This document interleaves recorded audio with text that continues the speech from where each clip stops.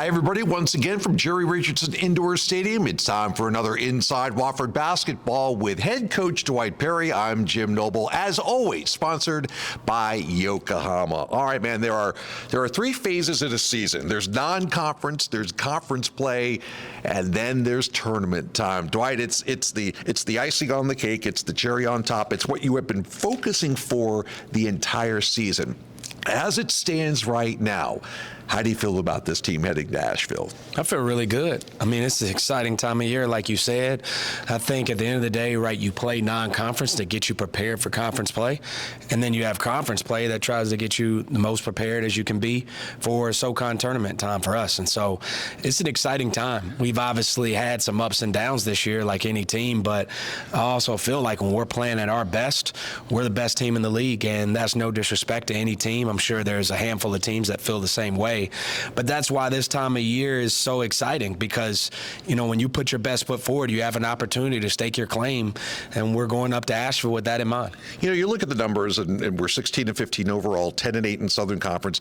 Those 7 conference road wins, I think, are the reason why everybody, and this conference is nutty, as we've talked. I think anybody in this league can beat anybody at a given time, that old cliche. But what do the 7 road wins say about the resiliency of the team and the ability to adapt to a neutral court situation in Asheville? It's huge. And at the end of the day, right, that's why you're not playing the tournament at a home site for us. And so you're playing in an unfamiliar building. It's obviously familiar to our returners, but, you know, it's not a game where we're playing that we've played in, consistently in. And so I think the biggest thing is throughout the year, especially on the road, our team has done a really good job defending. We've done a really good job, for the most part, taking care of the ball, being efficient on both ends of the floor. And like you spoke on, I think the one constant is our team has found a way to win more times than not on the road. And I think when you have that mentality and you're going up there with that type of formula,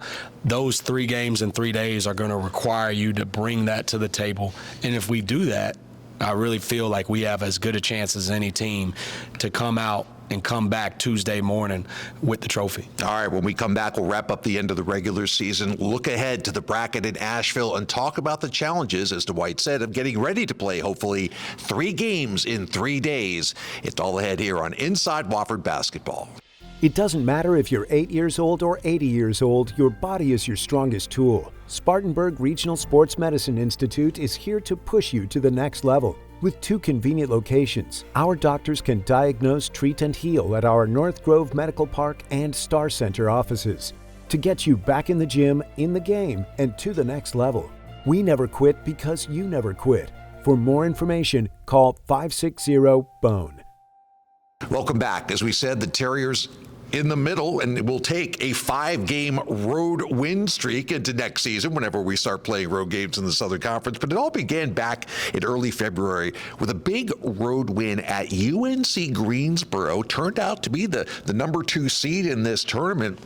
And it was really an overwhelming performance. You guys jumped out to a big lead in the first half. What do you think that level of confidence that was earned there in Greensboro, did that propel you forward with this road streak in February? I think it definitely contributed. I mean, prior to that, we have road wins versus Furman, a road win versus ETSU, even before that road game versus Greensboro. And so I think in totality, our guys have had a great approach on the road. You know, we know that we're in a hostile environment. We're not in the confines of our own gym. And so I think the biggest thing for us is we really lock in and we're focused, we're attentive, our attention to detail is high. Our trust in one another is really high. And obviously Greensboro's a really good team. And so we talked about it a lot going into that game. In order to get the confidence, you have to earn confidence. And so in order to get a road victory, you have to earn the road victory. And I thought our guys did a great job of buying into the game plan over the course of 40 minutes against UNC Greensboro.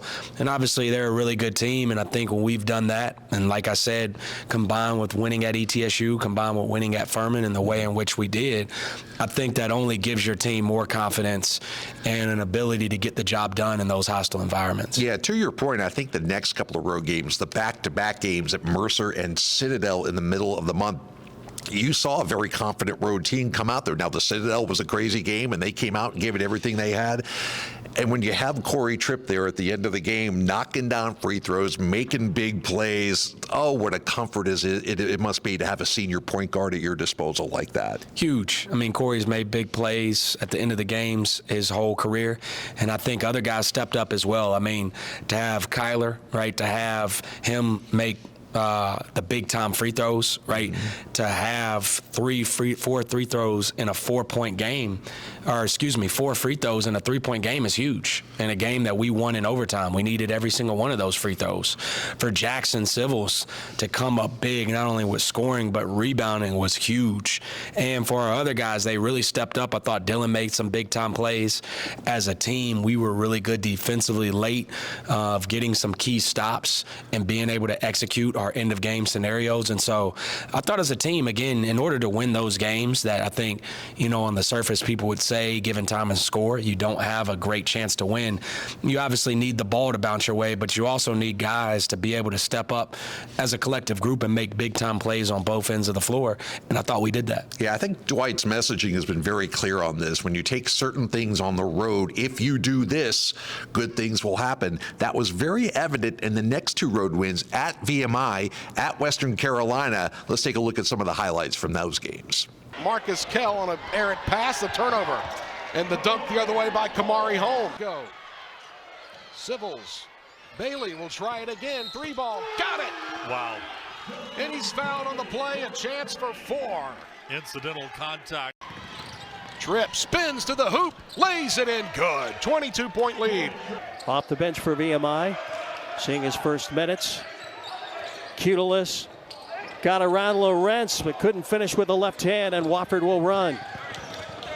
Holmes and Johnson fouls in an and-one opportunity for Kamari Holmes.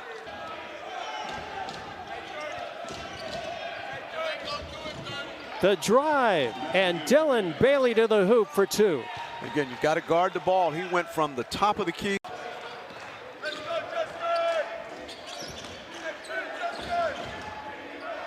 Wofford from the opening tip, Grafton. They've really, with their shooting, as they hit another 3, their 10th of the game. Is that a coaching cliche, or is that really, I mean, defense travels. Sometimes the shots aren't falling on offense. Your different shooting backgrounds, you get to get used to another gym. But boy, when you bring the D, and those 2 games were a perfect example, man, everything else just seems to fall into place. I think your mentality has to travel. And the reason I say that is, right, there is a mentality that comes on both sides of the court.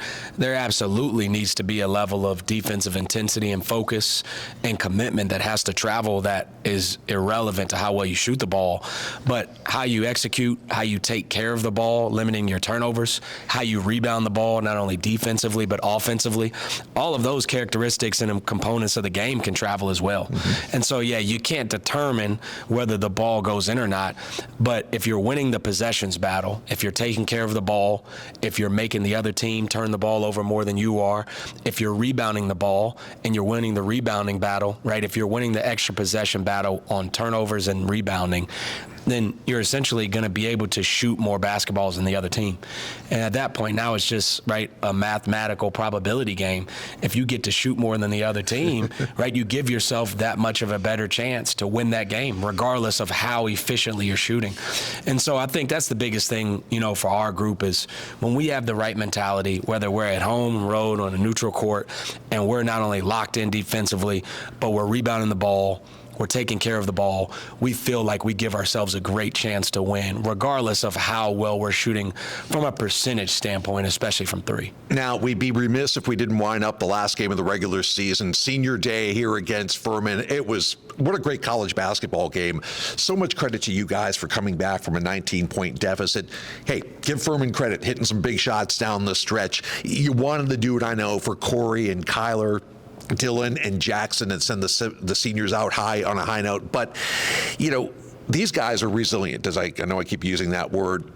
How quickly does this team tend to shake things like that off, focus on the next target, and move forward? I think what we've shown all year is we've done a really good job of turning our attention to the next opponent. And we've unfortunately had some tough losses at home, and here recently those losses have been on Saturdays. And so just like we've done in the past, you take Sunday to kind of recharge and reset, and you recenter and get focused again on Monday. Mm-hmm. And to be honest, this week is no different. If anything, I think with the SoCon tournament approaching, it's allowed our program and our team to have even more life and even more excitement going into a Monday after a tough loss than it normally would, because what we're turning our attention to, it's obviously another game versus a really good opponent in ETSU. But with the stakes being what they are, I think that gives our guys, right, more fuel and more excitement. And even talking to them today, you can tell like there's a pep in the step that we typically wouldn't have. And I'm talking about from the staff standpoint as well. You typically wouldn't have after a tough loss, right, on a Saturday after a Sunday off day. So our guys, again, I give them credit. You say they're resilient, and I think that's really applicable to the mentality they've had all year. It's a resilient group. It's a tough group mentally and physically. And it's a team that's focusing and putting all their attention, not only physically, but mentally and emotionally, into being prepared to get to face a really good, but a really winnable opponent in ETSU. They're going to be really good. They're going to be hungry. They're going to be very confident, as they should. But, I mean, that's what college basketball is about. And that's also why the SoCon is so special is, right, if you're fortunate enough, you get to play 3 tough games in 3 days against 3 really good teams. Coming up, we will look ahead to all the action at Asheville. But as we go to break, another look at perhaps the highlight of the year, thanks to Corey Tripp. Steal, Filowich gets it to Tripp. Lorenz picks him off and oh my goodness! And the foul! And the foul! Corey Tripp!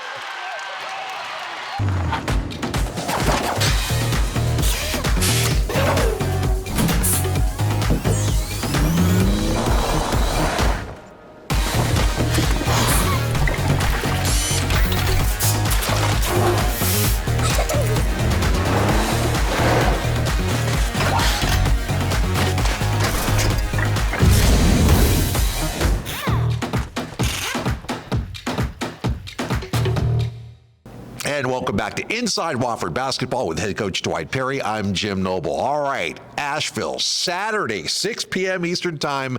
Number 3 seed ETSU, number 6 seed Wofford. The draw is what the draw is, but those 2 games against ETSU could have gone either way in both of them. You guys pull out a big win in Freedom Hall. They come down here and win a tight one here. Kamari Peterson jumps out at me. He had the big game here in Spartanburg. They're a pretty balanced team. How much do you have to not let Kamari, who might be a Southern Conference Player of the Year, but certainly in the running for that award, is it him or is it their whole team that presents the biggest challenge? I think with any team, it's the whole team, right? Like, I think a lot of people, understandably so, will look at how much a player scores, and that's where their attention is, right? But in order for all of any team to function well, you need a lot of guys doing a lot of different, right, things on the floor, whether that's screening, rebounding, facilitating. And so, yeah, they have a really good team. Coach Savage has done a really good job. They play really well. Kamari Peterson's obviously an unbelievable player, has a chance to be Player of the Year in this league with how he's played this year. And so I think for us, the biggest thing is we have to do a really good job of sticking to the game plan, making him make tough shots. I think we did that in game 1, especially in the first half, and good players sometimes make tough shots. But I think the biggest thing for us is we have to eliminate turnovers and not let them get easy baskets regardless of who's scoring them. I think for us, we have to do a great job on the glass. I don't think we did that in game 1, in game 2. I thought we did a great job of that in game 1, and that was a big reason why we won the game. And then, again, last but not least, we have to do a great job of making, right, them work defensively. That goes into taking care of the ball, like I said earlier, but being able to play inside out. And whether that's scoring inside the paint for easy twos, whether that's getting rhythm threes right behind the arc. We have to fight for great quality shots for 40 minutes. And if we can make them work and shoot tough shots, and if we can make them work and we get great shots, then you like the chances you have. That's a really oversimplified and easy way to say it, but it's going to be really tough. They're a really good team. They're the 3 seed for a reason because they've been a really good team. I think they're number 1 in our league defensively. So being able to take care of the ball and get great shots is not going to be easy, but there's obviously 80 minutes of film in the 2 games we played that when we do a really good job of that, we do feel like we can generate those great looks. The number 1 seed has won this tournament 6 years in a row. There have been 6 different champions in that time span. But the 1 seed has always been chaos elsewhere in the tournament. What does that say about the league and in terms of the way the bracket is, the way that, you know what, you wake up and you watch these games and you're like, wow, this could go either way. Yeah, no matter what, there's going to be an anomaly. I think in the last decade, in the last 10 years, a team that's either won the league or tied for the league regular season title has won the SoCon tournament. But also in that same time span, the last 10 years, I think a team that has one of the top 3 defenses has also won the league. So not only has that team, shared or won the league outright, but they've also been a top 3 defense. And so obviously Chattanooga's really good. Coach Earl's done an amazing job. They obviously won our regular season, but they were not one of the 3 best defenses analytically. So my point in saying that is no matter how this week shakes out, there's going to be an outlier. There's going to be an anomaly relative to the last decade. And so with that being said, I think when we've played at our best, right, I think we're a really good offense. When we've played at our best, we're a really good defense. So no matter how you slice it, there's going to be an anomaly, right, and an outlier hosting the trophy on Monday night. And so why not be us? Again, there's a lot of hard work that goes into that. There's a lot on both ends of the floor that goes into it. It's not a given. It's not a guarantee. But again, we feel like a lot of teams, I'm sure, do. We're not the only team that feel this way. When we play at our best, we're as good as any team in our league. And again, the reason why a lot of teams can probably say that is we're one of the best leagues in the country.